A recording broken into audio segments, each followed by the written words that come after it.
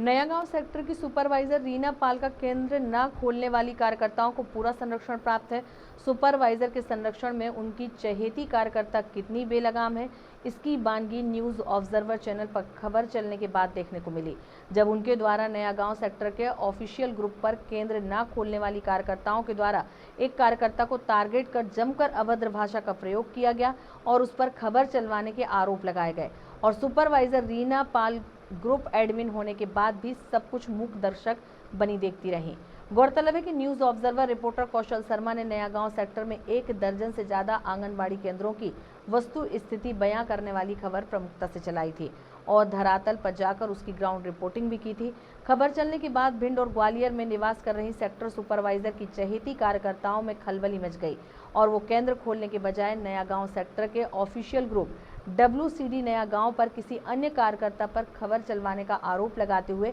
बहस करने लगी और अभद्रता करते हुए देख लेने की धमकी तक देने लगी। निरीक्षण में बंद मिले केंद्र गुलालपुरा की कार्यकर्ता अनीता शाक्य, महुअनपुरा की कार्यकर्ता सर्वेशी बघेल, विक्रमपुरा की कार्यकर्ता शिल्पा भदौरिया और खोजरा की कार्यकर्ता ममता राजावत सेक्टर सुपरवाइजर की शह पर ग्रुप पर अनाप शनाप लिखने लगी और देख लेने की धमकी देने वाले वॉइस रिकॉर्डिंग ग्रुप पर डालने लगी। इसमें हैरत की बात तो यह है कि एडमिन और सेक्टर सुपरवाइजर रीना पाल सब कुछ देखती रहीं और चुप रहीं। उन्होंने अपनी चहेती बेलगाम कार्यकर्ताओं को रोकने की कोई कोशिश नहीं की और जब उस कार्यकर्ता ने अपना पक्ष रखना चाहा तो सेक्टर सुपरवाइजर की चहेती कार्यकर्ता शिल्पा भदौरिया ने उस कार्यकर्ता को ऑफिशियल ग्रुप से रिमूव कर दिया। शिल्पा भदौरिया सेक्टर सुपरवाइजर की इतनी चहेती हैं कि सेक्टर सुपरवाइजर ने कई बार उनके घर पर ही कार्यकर्ताओं की मीटिंग तक ली।